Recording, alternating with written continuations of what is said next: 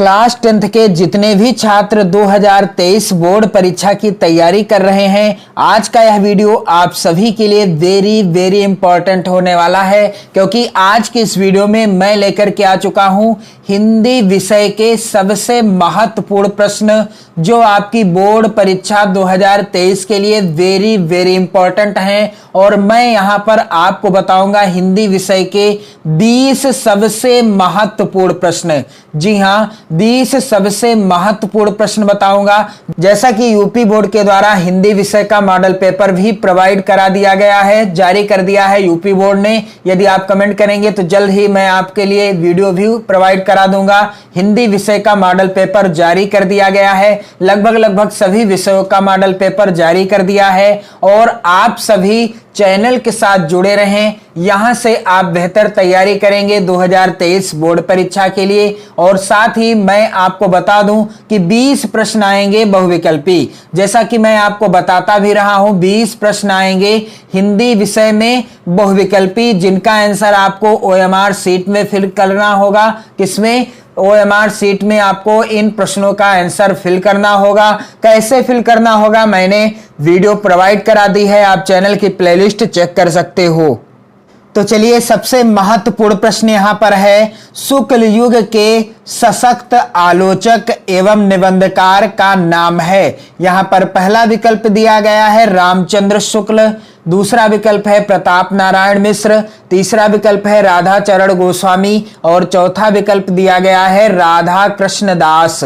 तो शुक्ल युग के सशक्त आलोचक एवं निबंधकार कौन है? इस प्रश्न का आंसर क्या हो जाएगा? रामचंद्र शुक्ल। और रामचंद्र शुक्ल जी का जीवन परिचय इतना ज्यादा महत्वपूर्ण है 2023 बोर्ड परीक्षा के लिए कि आप सभी इनका जीवन परिचय जरूर तैयार कर लो। और यहां पर अगला जो प्रश्न है, प्रश्न क्या कह रहा है कि अर्धनारीश्वर के लेखक हैं। पहला विकल्प है विष्णु प्रभाकर, दूसरा विकल्प है श्रीनिवास दास, तीसरा विकल्प है जयशंकर प्रसाद और चौथा विकल्प है रामधारी सिंह दिनकर। तो अर्धनारीश्वर किसकी रचना है? इस प्रश्न का उत्तर क्या हो जाएगा? विष्णु प्रभाकर की। किसकी रचना है? अर्धनारीश्वर के लेखक कौन हैं? विष्णु प्रभाकर जी हैं। आप ध्यान दीजिएगा, विष्णु प्रभाकर के द्वारा यह लिखी गई रचना है। और अगला जो प्रश्न है यहां पर आप देख पा रहे हैं, कृति कंकाल के लेखक कौन हैं? कंकाल के लेखक कौन हैं? पहला विकल्प है मुंशी प्रेमचंद, दूसरा विकल्प है जयशंकर प्रसाद, तीसरा विकल्प है राम कुमार वर्मा और चौथा विकल्प क्या है? महादेवी वर्मा। तो कंकाल के लेखक कौन है? राइट आंसर क्या हो जाएगा?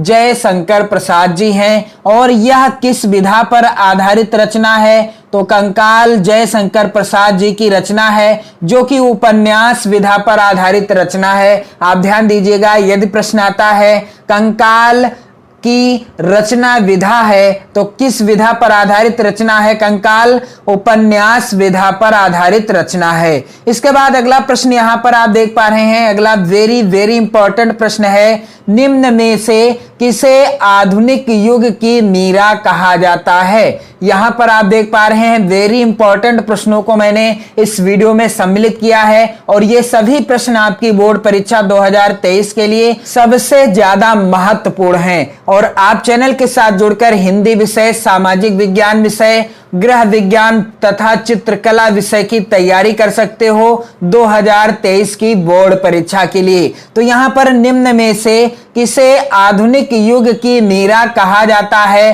पहला विकल्प है सुभद्रा कुमारी चौहान, दूसरा विकल्प है महादेवी वर्मा, तीसरा विकल्प है मीराबाई और चौथा विकल्प है कृष्णा सोबती। तो निम्न में से किसे आधुनिक युग की मीरा कहा जाता है? किसे कहा जाता है? राइट आंसर क्या हो जाएगा? महादेवी वर्मा जी को आधुनिक युग की मीरा कहा जाता है। आपसे कंफ्यूजन हो सकती है, हो सकता है आप मीराबाई को टिक कर दें, यानी मीराबाई वाला विकल्प सही कर दें, जो कि बिल्कुल गलत है, क्योंकि आधुनिक युग की मीरा किसे कहा जाता है? वेदना की साकार मूर्ति महादेवी वर्मा जी को कहा जाता है। अगला प्रश्न वेरी इंपॉर्टेंट है और प्रश्न क्या कह रहा है कि हिंदी गद्य का वास्तविक इतिहास कब आरंभ हुआ? हिंदी गद्य का वास्तविक इतिहास कब आरंभ हुआ? यहां पर पहला विकल्प है 1850 ईस्वी से, दूसरा विकल्प है 1900 ईस्वी से, तीसरा विकल्प है 1938 ईस्वी से, चौथा विकल्प है 1919 ईस्वी से। तो हिंदी गद्य का वास्तविक इतिहास कब से आरंभ हुआ था? इसका राइट आंसर क्या हो जाएगा? इसका राइट आंसर है 1850 ईस्वी से हिंदी गद्य का वास्तविक इतिहास आरंभ हुआ था। इसके बाद अगला जो प्रश्न है वेरी वेरी इंपॉर्टेंट है, और प्रश्न क्या कह रहा है कि सेवा सदन किसकी रचना है? दिए गए विकल्प हैं यहां पर जयशंकर प्रसाद, दूसरा विकल्प है महादेवी वर्मा, तीसरा विकल्प है प्रेमचंद और चौथा विकल्प क्या है? दिनकर। तो सेवा सदन किसकी रचना है? राइट आंसर क्या हो जाएगा? इस प्रश्न का राइट आंसर हो जाएगा सेवा सदन मुंशी प्रेमचंद जी की रचना है। और यह किस विधा पर आधारित है? तो यह मुंशी प्रेमचंद जी की उपन्यास विधा पर आधारित रचना है। चलिए मैं आपको और जानकारी दे दूं थोड़ी सी कि निर्मला सेवा सदन रंगभूमि हो गया, और गोदान गबन और एक रचना कर्मभूमि। निर्मला, सेवा सदन, रंगभूमि, कर्मभूमि, गोदान गबन, ये मुंशी प्रेमचंद जी की रचनाएं हैं। और इन सभी रचनाओं की विधा क्या है? ये सभी रचनाएं उपन्यास विधा पर आधारित रचनाएं हैं। आप ध्यान दीजिएगा, यदि प्रश्न इनसे बनता है आपकी बोर्ड परीक्षा में तो आपका प्रश्न का आंसर गलत नहीं होना चाहिए। निर्मला उपन्यास विधा पर आधारित रचना है, सेवा सदन भी उपन्यास विधा पर आधारित रचना है, रंगभूमि भी उपन्यास विधा पर आधारित रचना है, कर्मभूमि, गोदान और गबन, ये सभी रचनाएं मुंशी प्रेमचंद जी के द्वारा रचित उपन्यास विधा पर आधारित रचनाएं हैं। और सेवा सदन किसकी रचना है? तो मुंशी प्रेमचंद जी की रचना है। अगला प्रश्न है वेरी इंपॉर्टेंट, आप इस वीडियो को शेयर कर दें अपने सभी प्यारे मित्रों में और चैनल के साथ जुड़े रहें। चैनल को यदि सब्सक्राइब ना किया हो तो सब्सक्राइब कर लें और वीडियो को शेयर कर दें, वीडियो को लाइक भी करते रहें, अपने कमेंट भी करते रहें।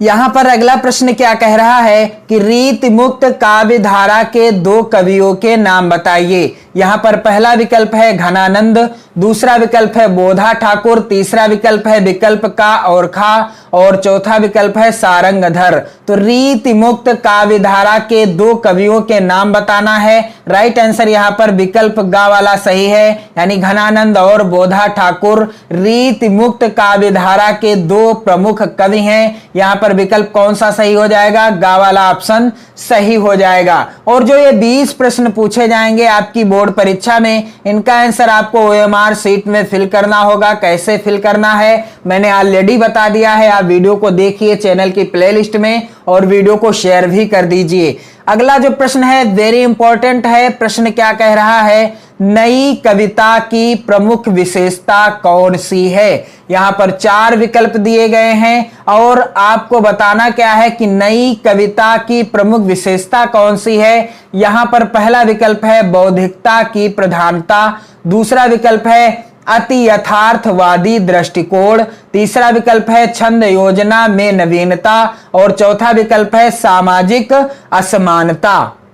तो इसका राइट आंसर क्या हो जाएगा कि नई कविता की प्रमुख विशेषता कौन सी है? बौद्धिकता की प्रधानता। यहां पर आप ध्यान दीजिएगा, बौद्धिकता की प्रधानता नई कविता की प्रमुख विशेषता है। अगला प्रश्न क्या कह रहा है? यहां पर आंगन के पार द्वार के रचयिता हैं। पहला विकल्प है यहां पर धर्मवीर भारती, दूसरा विकल्प है सच्चिदानंद हीरानंद वात्स्यायन जी, तीसरा विकल्प है मुक्तिबोध और चौथा विकल्प है राम नरेश त्रिपाठी जी। तो आंगन के पार द्वार के रचयिता कौन है? इसका राइट आंसर क्या हो जाएगा? सच्चिदानंद हीरानंद वात्स्यायन अज्ञेय जी आंगन के पार द्वार के रचनाकार हैं। और यदि प्रश्न आता है तार सप्तक के संपादक, यहां पर आप ध्यान दीजिएगा, यदि प्रश्न आता है तार सप्तक का संपादन किसने किया, तो सच्चिदानंद हीरानंद वात्स्यायन अज्ञेय जी ने। कब?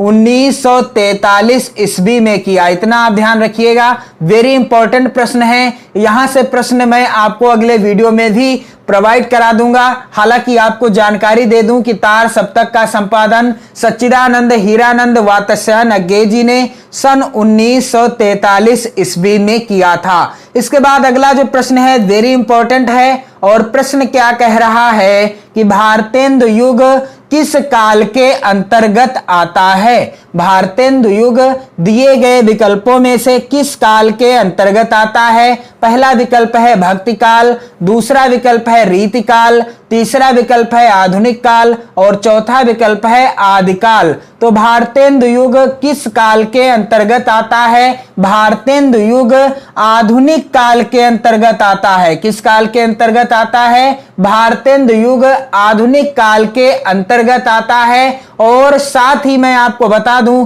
भारतेंदु युग के प्रमुख लेखक कौन हैं? भारतेंदु हरिश्चंद्र जी हैं और प्रताप नारायण मिश्र जी, राधा चरण गोस्वामी जी, बालकृष्ण भट्ट जी, इतने प्रमुख कवि हैं, प्रमुख लेखक हैं, इतना आपको जरूर पता होना चाहिए। अगला प्रश्न है यहां पर प्रश्न संख्या 11। प्रश्न क्या कह रहा है कि नाना वाहन नाना वेशा विहसे शिव समाज निज देखा, को मुखहीन विपुल मुख काऊ, बिनु पद कर को बहुपद बाहु। तो यहां पर प्रश्न कह रहा है कि दिए गए उदाहरण में कौन सा रस है? पहला विकल्प है करुण रस, दूसरा विकल्प है विभत्स रस, तीसरा विकल्प है हास्य रस और चौथा विकल्प है वीर रस। तो नाना वाहन नाना वेशा विहसे शिव समाज निज देखा, उदाहरण से ही आपको पता चल जाना चाहिए कि दिए गए उदाहरण में कौन सा रस है। यहां पर देख लीजिए लिखा है विहसे। पकड़ने की ट्रिक आपको बता रहा हूं, विहसे यानी विहसे में से आप इसका जब हिंदी अनुवाद करेंगे तो इसका अर्थ क्या हो जाएगा? हंसना। और हंसना कहां होता है? क्या करुण रस में होता है, विभत्स रस में होता है या फिर वीर रस में होता है? तो हंसना हास रस में होता है, यानी हास जो होता है अस्थाई भाव है, और हास अस्थाई भाव किस रस का है? हास्य रस का है। और यदि आप 9 रस, कितने 9 रस प्रमुख हैं, और यदि आप ये 9 रस और इनसे संबंधित 9 अस्थाई भाव, आप ध्यान दीजिएगा, मैं बहुत ही महत्वपूर्ण जानकारी आपको दे रहा हूं। 9 अस्थाई भाव मात्र 2 मिनट में ट्रिक के माध्यम से याद करना चाहते हैं तो आप कमेंट कीजिए, मैं आपको वीडियो प्रोवाइड कर दूंगा जल्द से जल्द, जिससे आप 9 रस और उनके स्थायी भाव याद कर पाएंगे ट्रिक के माध्यम से, बिल्कुल, और कभी नहीं भूल पाएंगे, ये मेरा वादा है।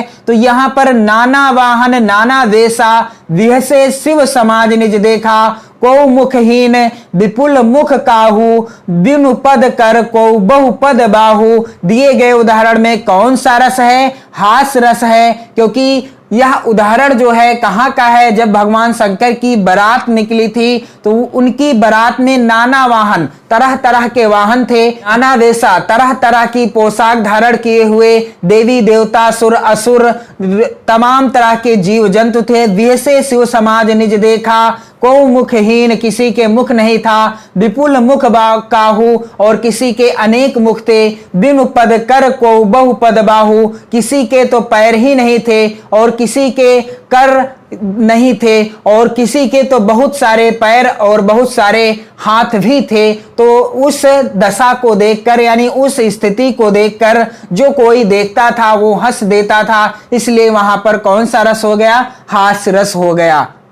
अगला प्रश्न क्या कह रहा है कि यहीं कहीं पर बिखर गई है भग्न विजय माला सी, पंक्ति में कौन सा अलंकार है? पहला विकल्प है भ्रांतिमान, दूसरा विकल्प है उपमा, तीसरा विकल्प है रूपक और चौथा विकल्प है उत्प्रेक्षा। तो यहीं कहीं पर बिखर गई है भग्न विजय माला सी, भग्न विजय माला सी। तो जहां पर किसी वस्तु की या किसी व्यक्ति की, किसी वस्तु की किसी वस्तु से, किसी व्यक्ति की किसी व्यक्ति से समानता या तुलना की जाती है, वहां पर कौन सा अलंकार होता है? उपमा अलंकार होता है। और यहां पर समानता की जा रही है कि यहीं कहीं पर बिखर गई है भग्न विजय माला सी। पंक्ति में कौन सा अलंकार है? तो यहां पर उपमा अलंकार है। राइट आंसर क्या है? उपमा अलंकार। तो इस तरीके के अब प्रश्न आएंगे आपकी बोर्ड परीक्षा 2023 में। और हिंदी का जल्द ही मैं आपको मॉडल पेपर प्रोवाइड कर दूंगा, हिंदी विषय का मॉडल पेपर,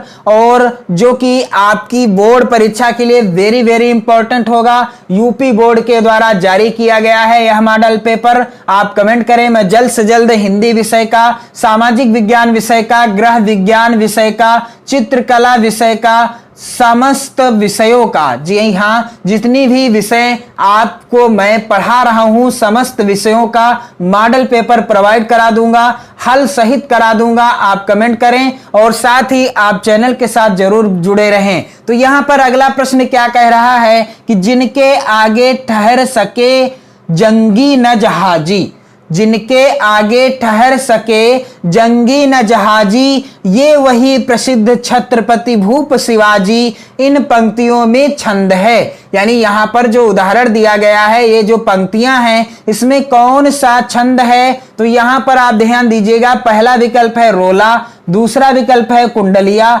तीसरा विकल्प है सोरठा और चौथा विकल्प क्या है? दोहा। तो जिनके आगे ठहर सके जंगी न जहाजी, ये वही प्रसिद्ध छत्रपति भूप शिवाजी। इन पंक्तियों में कौन सा छंद है? राइट आंसर क्या हो जाएगा? इन पंक्तियों में रोला छंद है। और रोला छंद के प्रत्येक चरण में कितनी मात्राएं होती हैं? 24 मात्राएं होती हैं। मैंने आपको बताया भी है, रोला छंद से रिलेटेड वीडियो भी प्रोवाइड करा दी है, आप देख सकते हो चैनल की प्लेलिस्ट में। और आपको पढ़ना तो वही है रोला छंद और सोरठा छंद, तो दो ही से तो आपसे प्रश्न आएगा, या तो रोला से आएगा या फिर सोरठा से आएगा। तो आप ध्यान दीजिएगा, या तो सोरठा से आ जाएगा प्रश्न, सोरठा का उदाहरण होगा, या प्रश्न आ जाएगा कि सोरठा के प्रथम और तृतीय चरण में कितनी मात्राएं होती हैं, या दूसरे और चौथे चरण में कितनी मात्राएं होती हैं, या प्रश्न आ जाएगा कि रोला के प्रत्येक चरण में कितनी मात्राएं होती हैं, या रोला में कितने चरण होते हैं। तो यहां पर आप देख पा रहे हैं अगला जो है प्रश्न वेरी इंपॉर्टेंट,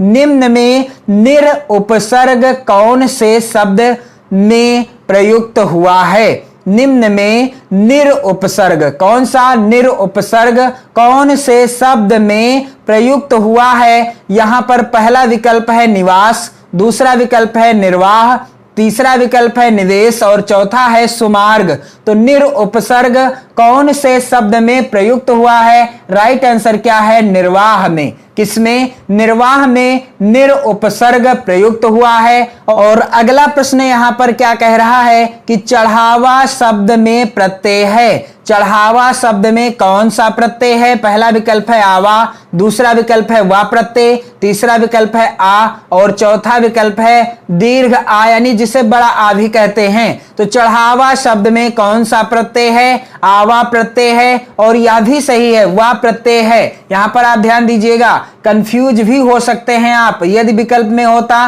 विकल्प का और खा दोनों, तो दोनों ही सही होते। तो यहां पर अगला प्रश्न क्या कह रहा है? वेरी इंपॉर्टेंट प्रश्न है, भीमार्जुन में समास है। भीमार्जुन में कौन सा समास है? पहला है विकल्प द्विगु, दूसरा विकल्प है कर्मधारय समास, तीसरा विकल्प है द्वंद्व समास, चौथा विकल्प है बहुव्रीहि समास। तो भीमार्जुन में कौन सा समास है? भीमार्जुन को जब समास विग्रह किया जाएगा तो क्या हो जाएगा? भीम और अर्जुन, भीम और अर्जुन। तो जहां पर और शब्द का लोप हो जाता है वहां द्वंद्व समास होता है। कहने का तात्पर्य है जहां पर प्रथम पद, यानी जो पहला पद होता है प्रथम पद, यहां पर आप ध्यान दीजिएगा, प्रथम पद क्या है? भीम है। और दूसरा पद क्या है? दूसरा पद यहां पर क्या है? दूसरा पद यहां पर ध्यान दीजिएगा अर्जुन है। तो जहां पर प्रथम और द्वितीय यानी पहला और दूसरा दोनों पद प्रधान हो या दोनों पदों की प्रधानता समान हो, वहां पर कौन सा समास होता है? द्वंद्व समास होता है। आप ध्यान दीजिएगा। और जब इनका समास होता है तो इनमें और शब्द का लोप हो जाता है, यानी और गायब हो जाता है। जैसे भीम और अर्जुन, जब इसका विग्रह हो जाएगा तो भीम और अर्जुन हो जाएगा, और जब इनका समास होगा तब क्या हो जाएगा? भीमार्जुन हो जाएगा। जैसे कि यहां पर प्रश्न है, तो यहां पर किस शब्द का लोप हो गया? और शब्द का लोप हो गया। इसलिए यहां पर कौन सा समास है? द्वंद्व समास है। द्वंद्व समास के दोनों पद प्रधान होते हैं। अगला है प्रश्न वेरी इंपॉर्टेंट। यहां पर प्रश्न क्या कह रहा है? गरगर शब्द का तद्भव शब्द क्या होगा? पहला विकल्प है गोबर, दूसरा विकल्प है गात, तीसरा विकल्प है गोरा और चौथा विकल्प क्या कह रहा है? गागर। तो गरगर शब्द का तद्भव रूप क्या होगा? गागर ही होगा। राइट आंसर क्या है? गागर। प्रश्न संख्या 18 है। यहां पर अभ्यागत का संधि विच्छेद है। यहां पर पहला विकल्प है अभ्या प्लस गतः, दूसरा विकल्प है आभि प्लस आगतः, तीसरा विकल्प है अभि प्लस आगतः और चौथा विकल्प क्या है? अभियोग प्लस ताः। तो अभ्यागत का संधि विच्छेद क्या हो जाएगा? राइट आंसर है अभि प्लस आगतः, यानी तीसरा वाला विकल्प सही है। प्रश्न संख्या 19 है। यहां पर मधुनी रूप है मधु शब्द का पहला विकल्प क्या है? षष्ठी विभक्ति एक वचन, दूसरा विकल्प है पंचमी विभक्ति एक वचन, तीसरा विकल्प है चतुर्थी विभक्ति द्विवचन और चौथा विकल्प है सप्तमी विभक्ति एक वचन। तो मधुनी रूप है मधु शब्द का। यहां पर राइट आंसर क्या हो जाएगा? इसका राइट आंसर है सप्तमी विभक्ति एक वचन। यहां पर राइट आंसर क्या है? सप्तमी विभक्ति एक वचन। इसके बाद अगला प्रश्न क्या कह रहा है? प्रश्न संख्या 20 वेरी इंपॉर्टेंट।